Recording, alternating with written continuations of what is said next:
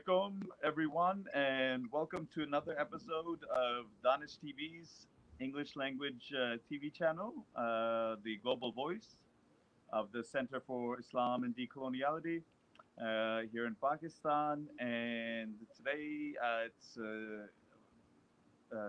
gives me great pleasure to actually have someone that we were supposed to have a long time ago. I was really anticipating, but it's wonderful to actually finally get her here because her work has truly, I know that many of my students who are watching, they know all about it, and we've read a lot of material on the subjects that she covers, and her work stands out. And so our guest is Professor Nazia Kazi, and she's a professor of anthropology, and her just a phenomenal book, Islamophobia, Race and Global Politics, I can't recommend enough. And I, as many people know, this is the area of studies that I actually also myself work in. But I do, and there's a lot of people that are very close friends of mine that have written works on this as well. But even though I've not met Nazia, I consider her a dear colleague. But her work stands out, and my students will attest to that, to the fact that reading her work really gets them to kind of understand and grasp what the role and the kind of the Islamophobia is kind of structural anti-racism. And how that functions in the world today, and most kind of clearly, sharply, trenchant analysis, very lucid, so I just wanted to say that it's again, a great honor to have you, Nazia, finally here. Welcome to the show. Thank you. Thanks for having me. Wonderful. Nazia, so we'll get right into it because the topic itself, has been something that has kind of mystified as almost for the past, at least throughout the period of the war on terror, and its specific kind of function within that, the whole imperial enterprise.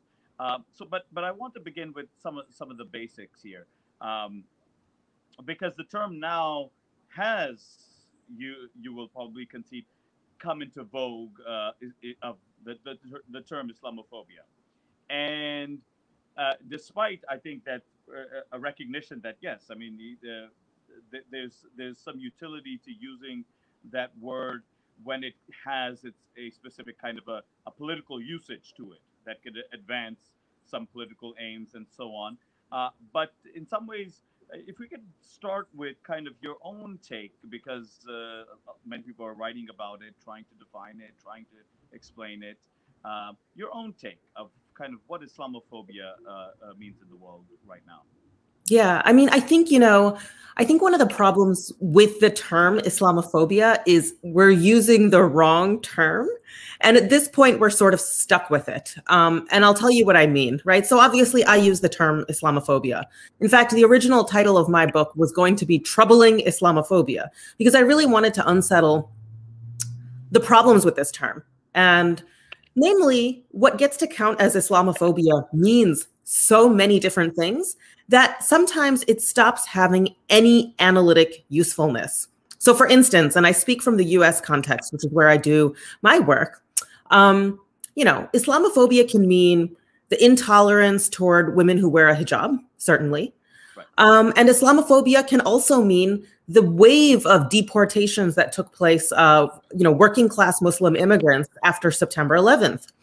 And when you call both of those things Islamophobia, you're really losing the opportunity to talk about some really important things. For instance, the history of anti-immigrant violence in the US, particularly as it is doled out to working class migrants in the US who occupy a particular section of the US economy. So I think the problem with the term Islamophobia is, one, it really robs us of a chance to be more nuanced in terms of what is happening globally around the politics of class and empire. And secondly, there's that first part of the term Islamophobia, Islam, which kind of assumes that Islamophobia is sort of religious bigotry directed toward Muslims. And again, from the US context, we can see that that's couldn't be further from the truth. I mean, the first hate crime murder following September 11th was of a Sikh man, not a Muslim. And we also know that after September 11th, when George Bush created the Department of Homeland Security, right, which then came to manage immigration issues in the US, it was Latin American migrants who bore the brunt of that violence. So what would have been Islamophobia, in other words, counterterrorism measures meant to surveil and target Muslims, actually ended up impacting Latin American migrants. Or for instance, in 2016, when Native Americans gathered at Standing Rock to protect their treaty-protected land that was being violated to build an oil and gas pipeline there at Standing Rock, the Dakota Access Pipeline, the forces that were used to target those Native American protesters were counterterrorism forces. They used counterterrorism against indigenous people. So the reaches of what we would call Islamophobia stretch beyond the Muslim community. I also think it's important to note how Islamophobia is not evenly experienced among Muslim Americans, right? So in the US, and what I try to show in a lot of my work is that the most vocal, sort of the people who got to craft the language on Islamophobia were sometimes the most elite of Muslim Americans. So their experience of Islamophobia didn't often capture the concerns of folks who experienced the most violent and repressive elements of the Islamophobic regime. So in these ways, I sort of think it's important to, as I said, we're stuck with the term Islamophobia. We use it now, but to be very careful about the various things that get to count as Islamophobia and those that don't get to count as Islamophobia. And so sometimes, we want to be really careful with the terms we use. And I think that is nowhere more the case with how, sometimes sloppily, sometimes very generously, the term Islamophobia is deployed. No.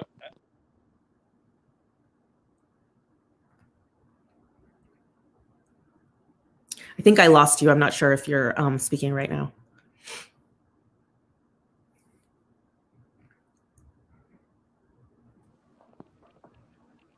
There you are.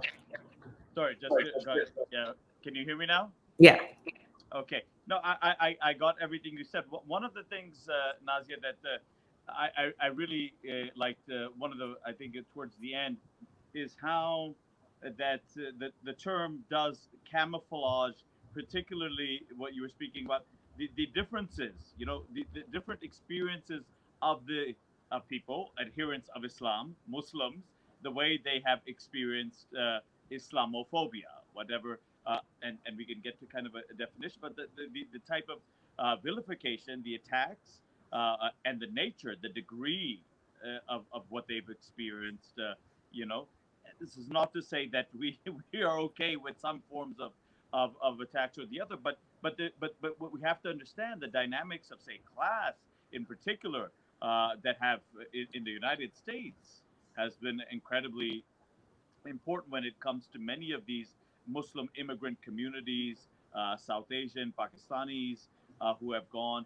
So I think that's an incredibly important point, that at some level, Islamophobia does tend to erase those differences and experiences of these different sections of the population. And unfortunately, the people that get to speak about it most are probably the ones that experience the least amount of actually direct harm from the whole process of Islamophobia. But so now I want to get into kind of the question of, the mainstream narrative about this discourse is okay, and of course this has been there since 9/11. And one of the reasons why kind of I got sick and tired of it, and I left it in 2008. But the whole idea that one can overcome this kind of passing phenomena of Islamophobia, which is kind of a rational reaction to what happened on 9/11 and so on. is to more understanding of Islam and education about a different faith religion that we know nothing about. Maybe buy a couple of copies of the Quran and so on and so forth. And if we just have enough of these interfaith dialogues over tea and so on, that will solve the problem. Uh, what's your take on that? Yeah, I mean, I think what you're talking about is sort of this attitudinal view that exists about racism. So, and I often ask my students, define racism for me. And they'll say it's misunderstanding people who are different from you or prejudice. They won't say it's the likelihood that your drinking water in your city was poisoned, which has happened in the US in predominantly Black cities. They won't say it's the likelihood of dying from COVID-19. Now, I'm sure you're aware that the US has been the hardest hit by this pandemic, but it is Black and brown communities, the working class communities that have been hit especially hard because of issues of healthcare access. And so, these are not things that come up when people typically define racism. In other words, instead of defining race materially in terms of wealth and access to resources, people want to define it as an issue of understanding bigotry and tolerance.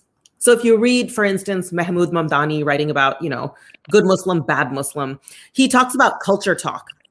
In other words, people often think that if we just understand one another's cultures better, or in this case, religious practices better, we can begin to heal and solve the world's problems. And that ignores the fact that, at its core, Islamophobia and all forms of racism are material. They are economic. They are embedded in our economic and political systems. And until we can begin to talk about them in those terms, we'll be stuck in the same problems. So the US White House might have a, Ramadan iftar. They may have, a Muslim liaison for, communications, etc. They may do all of these things and still carry out unprecedented violence in the so-called Muslim world. So what do those things mean then? I mean, and this is where I think we really need to begin to move away from the exorbitant amount of resources that are spent on this sort of culture talk initiatives. Interfaith dialogue, hijab days, community iftars where you bring together religious leaders from different communities, because these are not solutions to the problems of Islamophobia, which are at their core related to the economic system of capitalism, the US system of empire building. And these are conversations that typically don't make it in mainstream conversations about Islamophobia. And they need to be. They need to be at the center of those conversations. That's exactly what I wanted to pick up on, because of course, and you're absolutely right. I mean, whether it was under Bush or Obama, I don't know if Trump got. I got anyone, but these particularly the most criminal things. I mean, these White House participation in White House iftars while the United States is bombing, several different Muslim countries, waging war on communities, not just Muslims, but all oppressed peoples within the United States and externally, so on. And then you think that these problems will be solved by just I mean, this really surfaced in 2014 when Obama had his White House iftar, and there was an effort to boycott it by Muslim leaders and Arab leaders in the US, because this was the same time that Operation Protective Edge, Israel was just bombing Gaza in an unprecedented and sort of unilateral way that led to the deaths of so many civilians, especially children. I mean, it was really a gruesome moment. And for Obama to support that, he supported, a Democrat leader. I believe to also invite the Israeli ambassador to that iftar. Exactly. And so, this push to boycott was unsuccessful. There were people who were willing to go, who were eager to talk about, dialogue is the only way we solve these problems. I mean, so these rifts that exist in Muslim American organizing spaces are crucial because, they really reveal the fault lines of how people are approaching this problem of Islamophobia. Absolutely. Absolutely. No, I mean, I just really wanted to hit that home because it's also a form of politics in which we have heard, both pre 9/11 and then, of course, after post 9/11, it doesn't go away. And again, you're absolutely right. It comes from a certain segment of that American, so-called self-proclaimed, often American Muslim leadership, which has tended to be male historically, and hopefully that changes. But the whole notion of kind of how do we, and to put it very crudely, to say, how do we become as powerful as the Jews or as the Israeli lobby? And how do you work within the system to kind of get in bed with and get the crumbs at the seat of the table of basically Pharaoh, you know? And that's going to get us in the good books. How do we actually become part of the imperial system rather than how do we dismantle it?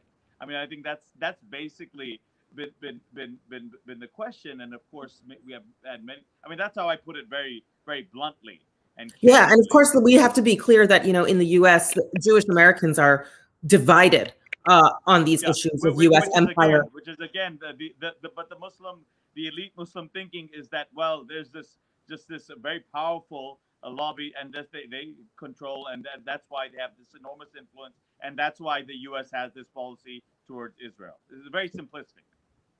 Absolutely. Yeah. And I take these divisions very seriously. I mean, I think that, we can think, for instance, of, what Hamid Dabashi has written about, brown skin, white masks, and sort of Western Muslim sort of informants. I mean, this became very clear with the unveiling of these CVE programs, the Countering Violent Extremism programs under Obama, which were seen as an alternative to the Bush era warmongering. But what they really were a form of thought control, soft policing, racial profiling that became Obama's sort of signature Islamophobic move, alongside his, expansion of U.S. drone warfare. But they kind of conscripted Muslim Americans to work with the state, to work with intelligence agencies, as if those agencies are not, the embodiment of white supremacist sort of imperialist violence to begin with. Absolutely, absolutely. And I mean, I just have to mention and point out, because these CVE programs, countering violent extremism programs, counter radicalization programs, in the UK they have the Prevent, but these have been exported now throughout the Muslim world itself. And so, what is uh, it's so saddening and tragic and disturbing is that you go from one country to the next, and which I do with here, Malaysia. So you have these programs going on, adopting the same language, narrative, etc., about this, about how these Muslims suddenly wake up one day and become kind of radicalized and crazy and so on, without looking at all the structural features of the world system, power relations, the American foreign policy, wars, occupations, and so on. But that's a very sad part. You raised it, and I will tell you that we have this here, and we have this everywhere in the Muslim world as well. You have regimes that have, I mean, we're speaking about, and there's obviously huge problem there about what's going on with the Uyghurs in China. But the fact remains that in terms of re-education camps, uh, which is also quite absurd, because those regimes, many of these regimes, were responsible for quote unquote radicalizing them in that kind of theological direction in the first place. We're talking about the Saudis, the Emiratis, these and then bring them back and torture them and re-educate them. So they have their own re-education camps as well. So this is something that we have to take stock of when we kind of just focus on, okay, whether it's like a Western country or it's a Chinese or Muslim regimes. Many of these Muslim regimes have their own re-education camps, and they have bought Right. on to this. And I think there's a really perverse use of the Islamophobia discourse in some of these quote unquote Muslim regimes, So, I mean, I think there's a very cynical kind of use of the term decolonial to talk about folks who are doing some nefarious stuff around the world in Muslim majority countries, And so this is why, again, I think we treat the term with Islamophobia with some hesitancy, with some caution, because it can be very sloppily applied, and create a narrative of Muslim victimhood that frankly wouldn't make sense in the Malaysian or Turkish context in the ways that it is being deployed. Right. Exactly. Right. I mean, this is, it sometimes becomes laughable. And I mean, very well-intentioned folks in these societies that, that obviously, I mean, have want a certain interpretation of Islam that they believe has always existed within their societies, that has been tolerant, pluralistic, and so on and so forth. So it's sometimes very well-intentioned individuals.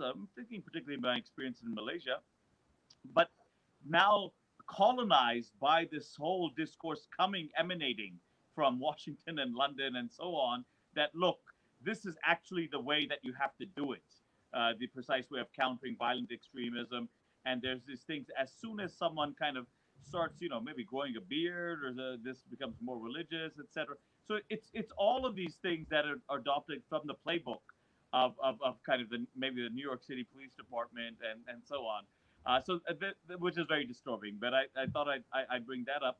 But one thing, Nazia, I did want to ask you about is also, I love the way you also speak about how Islamophobia is interesting, but Islamophilia may be even more interesting in this sense. And this is going back to kind of the good Muslim, bad Muslim dichotomy, and by someone I think we both admire, that Mahmoud Mamdani's book by that name. But if you can speak a little bit about that, what do you mean by Islamophilia? Yeah, so Islamophilia is a term that I use to sort of talk about the quest for Muslim, and I'm talking about Muslim Americans in my work, Muslim American legitimacy. So in other words, I remember after September 11th, all of these media pieces that tried really hard to paint Muslims as just like us.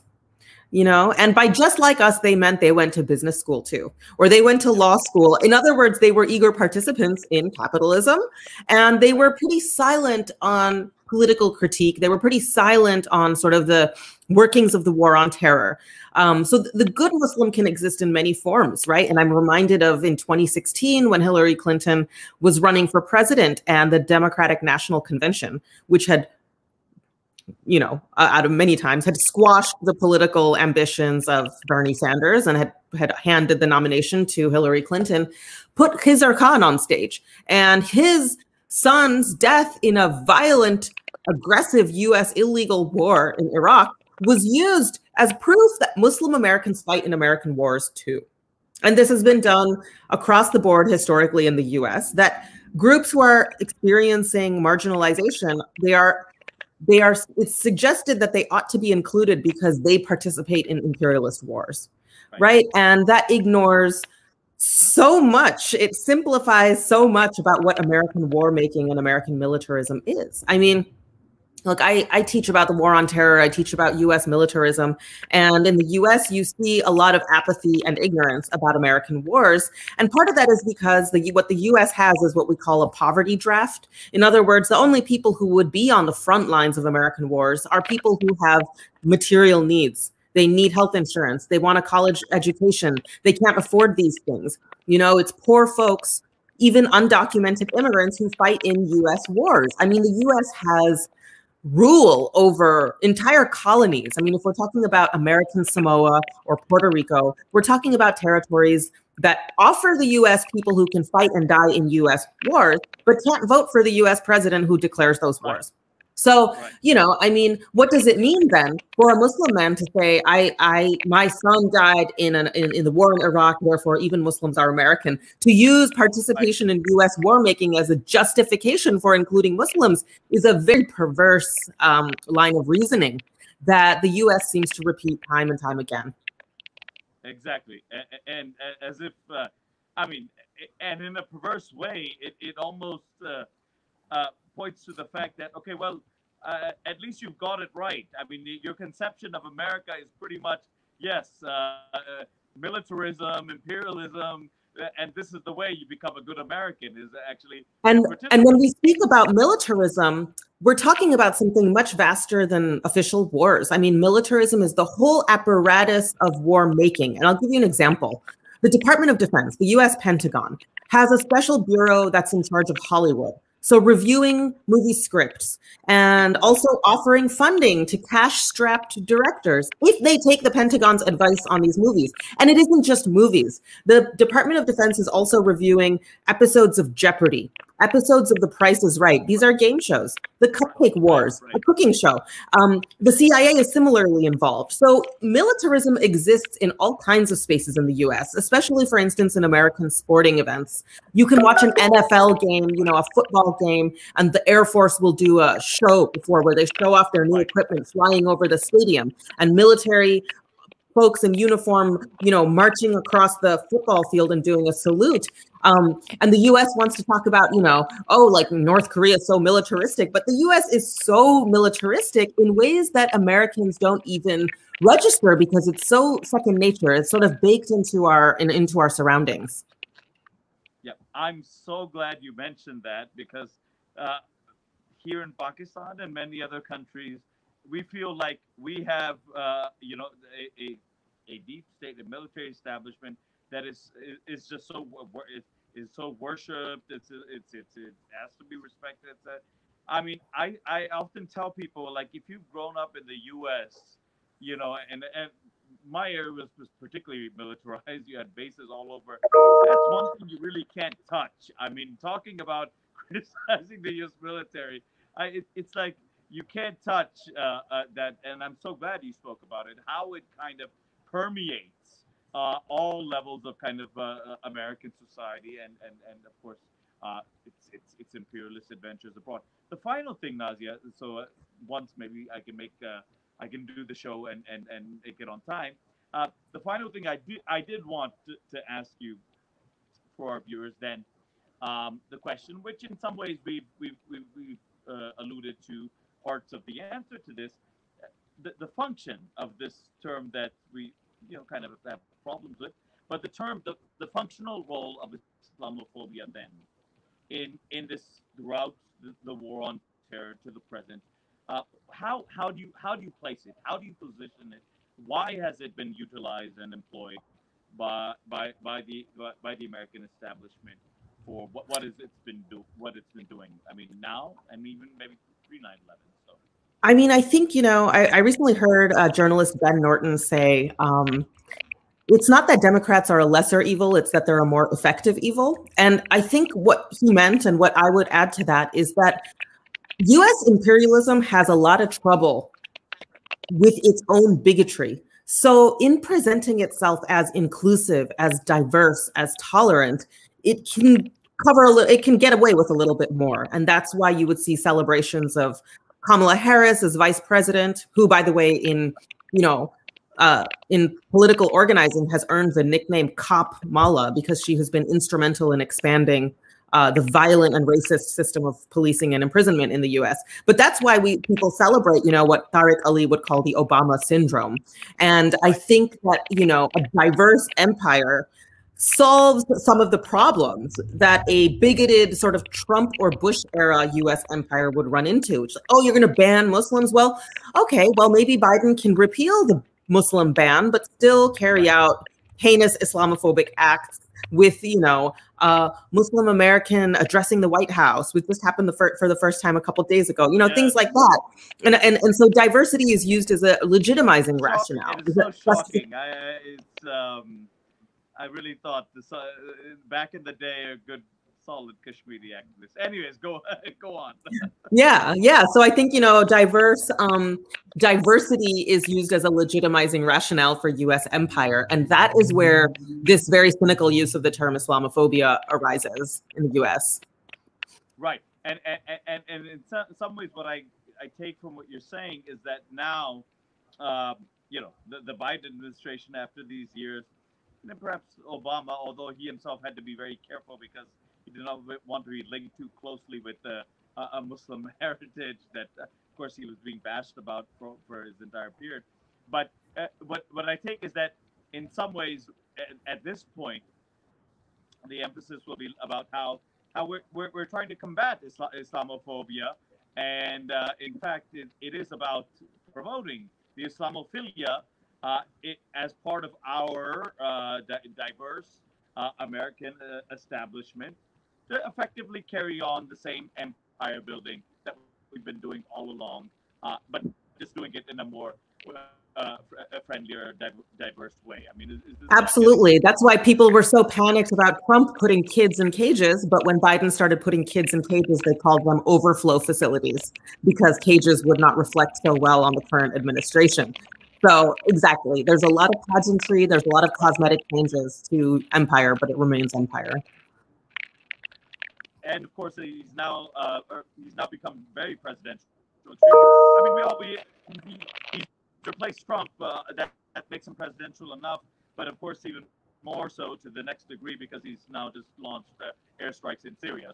So that takes it to the next level of being president. Oh yeah, oh yeah. People are going to celebrate this very presidential act of launching airstrikes on Syria. Nazia, I really want to thank you for your time on the show. I'm so glad we got you on here in this short amount of time. And I know that Chai will say this to me later on as well. This was an incredibly, incredibly insightful discussion. Thank you so much. Thank you. So thank you so much, Nazia, for being on the show. Great. Take care.